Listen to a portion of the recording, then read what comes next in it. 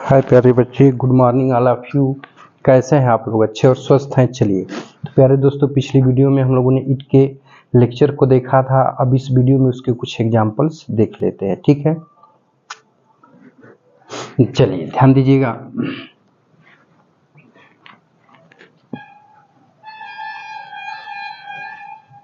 देखिए कुछ एग्जांपल्स देख लेते हैं, ठीक है?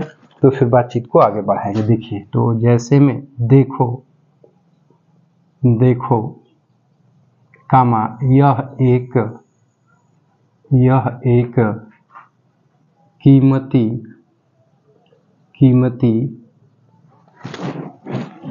किताब थी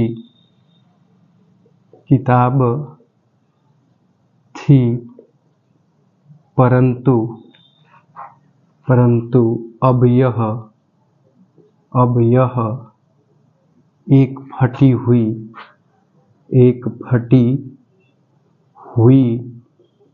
और पुरानी किताब है। ठीक है, पुरानी किताब है। ठीक है प्यारे दोस्तों, तो देखिए कह रहा है कि देखो मतलब दिखा रहा है यह एक कीमती किताब थी। तो यह शब्द का प्रयोग किसके लिए किया गया है? किताब के लिए। और किताब उसके सामने उपस्थित है, तो इस दशा में यह अंग्रेजी क्या लगेगी? दिस। ठीक है, परंतु अब यह एक फटी हुई और पुरानी किताब है। तो यह का प्रयोग अभी किसके लिए किया गया प्यारे दोस्तों? तो यह किताब के लिए किया गया है। किताब क्या है? निर्जीव। तो अब यह की मीनिंग क्या लगाएंगे? तो इट लगाएंगे। ठीक है, चलिए देखिए तो अब लुक माने क्या होता है दोस्तों? देखो। ठीक है, कामा लगा देंगे। अब यह की अंग्रेजी क्या लग जाएगी? This was an a costly book. This was a costly book. यह एक कीमती किताब थी। ठीक है, परंतु की अंग्रेजी क्या हो जाएगी? बट नाउ माने अब। यह एक फटी हुई थी। दिस इज ए टोर्न माने फटी हुई, एंड ओल्ड पुरानी, बुक माने किताब। ठीक है, तो अब यहाँ इट का प्रयोग इट नहीं आएगा, अब ये ईरर है। यहाँ दिस आएगा। क्यों? क्योंकि भैया अब यहाँ पे इट का प्रयोग आपने किसके लिए किया है? बुक के लिए किया है। और बुक आपका क्या है? नॉन लिविंग है, निर्जीव है। यहाँ पे लिख सकते हैं आप नॉन लिविंग, निर्जीव के लिए किया गया है। समझ में आ रही बातचीत ना? निर्जीव वस्तु के लिए किया गया है। ठीक है, चलो आगे बढ़े और एग्जाम्पल करते हैं। ठीक है, देखिए अगला एग्जाम्पल, पिछले वर्ष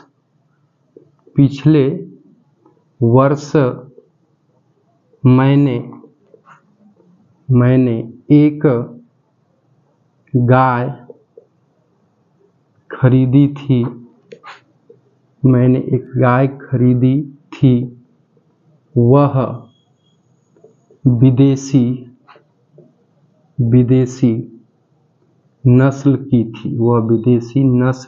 एक गाय खरीदी थी।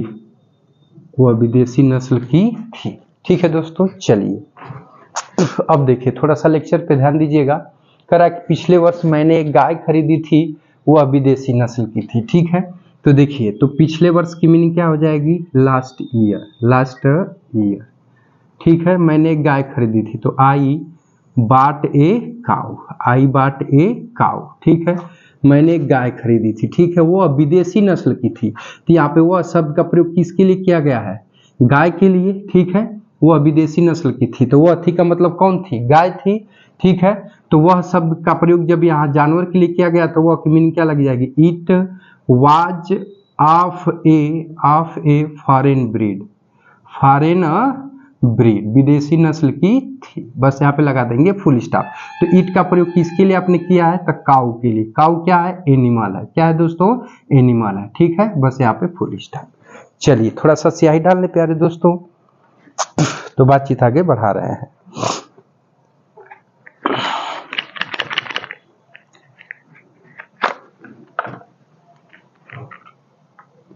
दोस्तों समय का भी अभाव रहता है, इसलिए जो है कि चीज़ें नहीं हो पाती हैं।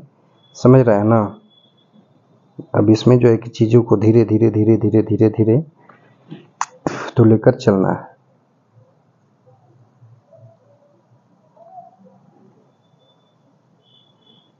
चलिए दोस्तों बातचीत को आगे बढ़ाते हैं। देखिए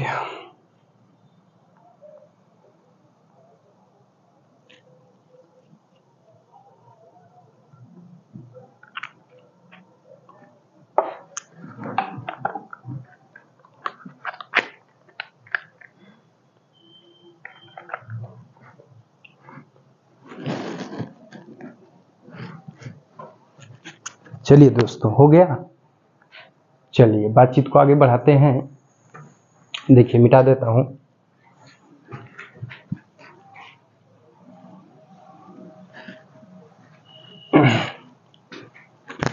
देखिए मैंने, अगला एग्जाम्पल है कि मैंने एक बच्चा सड़क के किनारे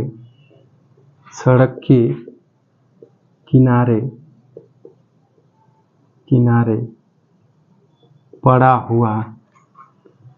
हुआ देखा, जो वह जोर जोर से रो रहा था।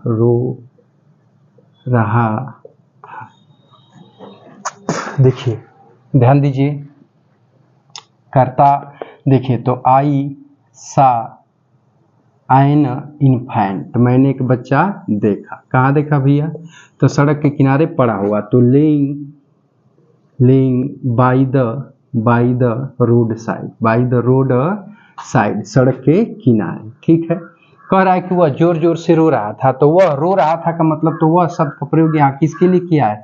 बच्चा के लिए किया है। तो अब छोटे छोटे शिशुओं के संदर्भ में भी आपने लिखा था, कल के लेक्चर में देखा था कि ईट का प्रयोग छोटे छोटे शिशुओं के संदर्भ में भी किया जाता है। तो अभी वही वक्त है जब वो अंग्रेजी हम क्या लगाएंगे? ईट। ठीक है, पास्ट कंटिन्यूअस का है तो आज लगा देंगे। वीपिंग माने क्या होता है? रोना। ठीक है, जोर जोर से का मतलब बिटरली मतलब जोर जोर से। बस यहाँ लगा लेंगे फुल स्टॉप। समझ में आई प्यारे दोस्तों? चलिए बातचीत को आगे बढ़ाते हैं। ठीक है, कोई दिक्कत नहीं ना है? चलिए अगला एग्जाम्पल है, यह हमीद ही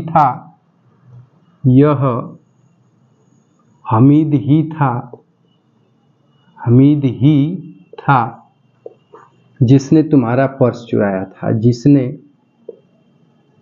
तुम्हारा पर्स चुराया था।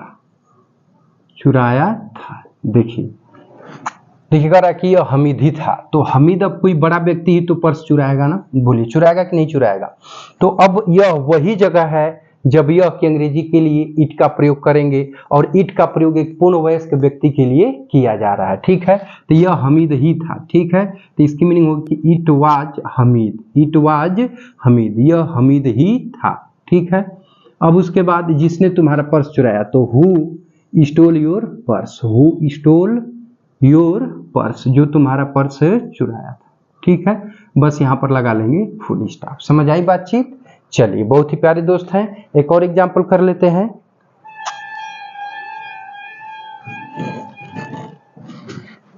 देखिए दरवाजे पर कौन है? दरवाजे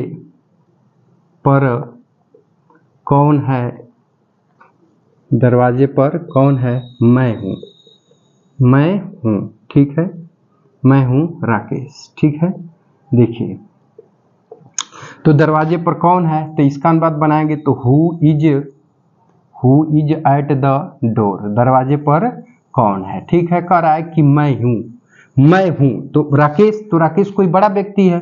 तो अब ऐसे ही देखिए, अब ऐसी स्थिति में मैं हूं है, तो इसका अनुवाद बनाने के लिए ईट का प्रयोग करेंगे। और ईट का प्रयोग आप किसके लिए कर रहे हैं? मैं के लिए। मैं क्या है? राकेश के लिए। तो ईट का प्रयोग आप राकेश के लिए कर रहे हैं, तो ईट लगा देंगे, इज लगा देंगे, और मैं की अंग्रेजी क्या हो जाएगी? आई। तो इट इज आई लगा के यहाँ पे क्या लिख देंगे?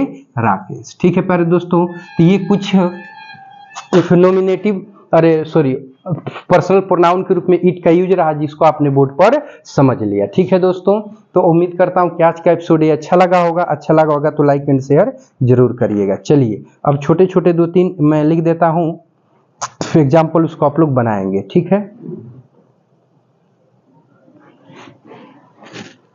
2-3 मैं एग्जाम्पल लिख देता हूं, उसको आप लोग घर से बनाएंगे। ठीक है, चलिए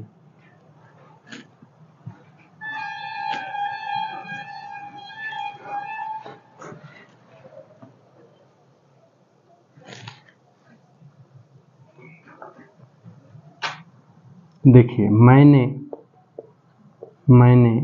एक कुत्ता रखा। ठीक है, रखा की मीनिंग हो जाएगी केप्ट। ठीक है, उसने एक अजनबी को काट लिया। उसने एक अजनबी को काट लिया। ठीक है, काट लिया। ठीक है, चलिए अब देखिए काटना का होता है बाइट, BITE। ठीक है, अब अगला एग्जाम्पल, वह एक पुराना महल है। वह एक पुराना महल है। पैलेस माने महल, पता होगा। ठीक है, अगला एग्जाम्पल है कि मेरे पास एक तोता था।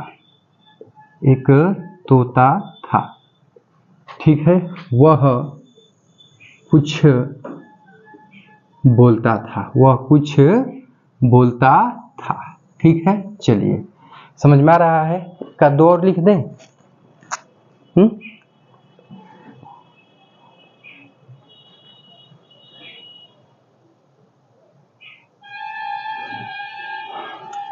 देखिए एक और लिखता हूं, कमरा बहुत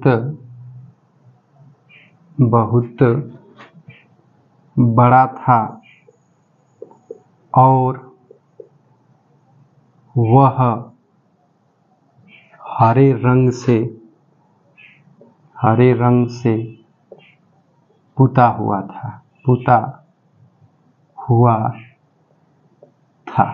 ठीक है, चलिए हो गया, 4 हुए। एक और लिख लेते हैं, तुम्हारा मित्र ही था जो झूठ बोल रहा था।